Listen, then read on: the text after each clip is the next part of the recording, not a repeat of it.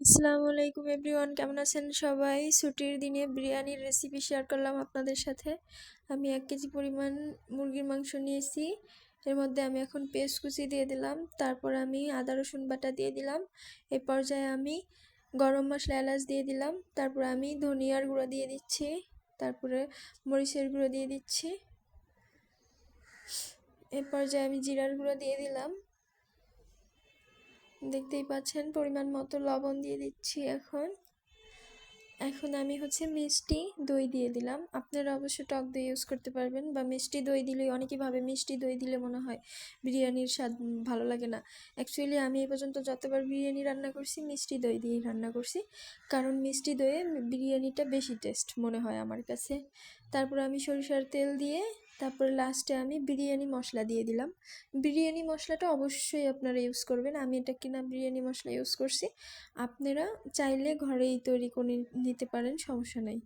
বিরিয়ানি মশলা তৈরি করতে যেই প্রোডাক্ট আপনার লাগবে, যে ইনগ্রিডিয়েন্টস, অবশ্যই সেগুলো দিয়ে আপনি বিরিয়ানি মশলা তৈরি করতে পারবেন। আমি কেনাটা ইউজ করছি। এখন আমি একটা প্যানে মাংসটা ম্যারিনেট করে আমি 30 মিনিটের মতো রেখে দিয়েছিলাম। তারপর আমি একটা প্যানে এখন রান্না করে নিচ্ছি। দেখেন আমি মিডিয়াম আছে রান্না করে নিচ্ছি। প্রায় আধা ঘন্টার মতো আমি মাংসটা রান্না করে নিচ্ছি ঢেকে ঢেকে। আমি 2-3 বার ঢেকে ঢেকে নেড়ে চেড়ে দিয়ে আধা ঘন্টার মতো মাংসটা রান্না করে নিচ্ছি। একটু পানি দিয়ে সুন্দর করে নেড়ে চেড়ে আমি মাংসটা সুন্দর করে কষিয়ে রান্না করে নিচ্ছি। এই পর্যায়ে আমি একটু তেল দিয়ে তেলের মধ্যে তেজপাতা দিয়ে দিলাম। এখন আমি চালগুলো ভেজে নিব। ওই তেলের মধ্যে চালগুলো ছেড়ে দিলাম। আমি চালগুলো আগে ধুয়ে ঝরা দিয়ে রাখছিলাম। এখন আমি সুন্দর করে তেলের মধ্যে চালগুলো সুন্দর করে ভেজে নিব। অনেক সময় আছে অনেকের বিরিয়ানি জড়ায় যায়।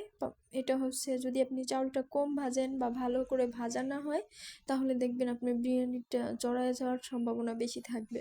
একটু চাউলটা ভালো করে ভেজে নেবেন, তাহলে দেখবেন বিরিয়ানিটা বেশি জড়ানোর সম্ভাবনা থাকবে না। তা আমি সুন্দর করে চাউলটা ভেজে নিচ্ছি। দেখতেই পাচ্ছেন। এই পর্যায়ে আমি মাংসর মধ্যে চালগুলো দিয়ে দিলাম ভাজা শেষে। এখন আমি এটাকে সুন্দর করে মিশিয়ে নেড়েচেড়ে সুন্দর করে মিশিয়ে তারপরে আমি যে পরিমাণ পানি লাগবে সেই পরিমাণ পানি দিয়ে দিব।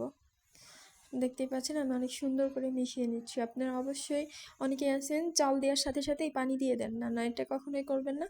অবশ্যই মিশিয়ে নেবেন সুন্দর করে, নেড়েচেড়ে তারপরে পানিটা দিবেন। একটু কষানো হয়ে যাবে, টেস্টটা একটু বাড়বে দেখবেন। মিশিয়ে নিলে আগে একটু কষানো হয়ে যাবে, আবার নেড়েচেড়ে মিশানো হয়ে যাবে। এখন আমি পরিমাণ মতো পানি দিয়ে দিচ্ছি, তারপরে আমি ঢেকে দিচ্ছি। এখন আমি কিছু কিশমিশ দিয়ে দিলাম। আপনারা চাইলে দিতে পারেন, নাও দিতে পারেন, কোনো সমস্যা নেই, অপশনাল এটা। আমার বিরিয়ানিটা দেখেন প্রায় হয়ে আসছে। দেখতেই পাচ্ছেন কত সুন্দর ভাবে হয়ে আসছে। এখন আমি আরেকটু চাউলটা ভালো করে সিদ্ধ হয় না, আমি এখন আর একটু ঢাকা দিয়ে দিব। এখন একদম কমপ্লিট। আপনারাও এরকমভাবে রান্না করবেন।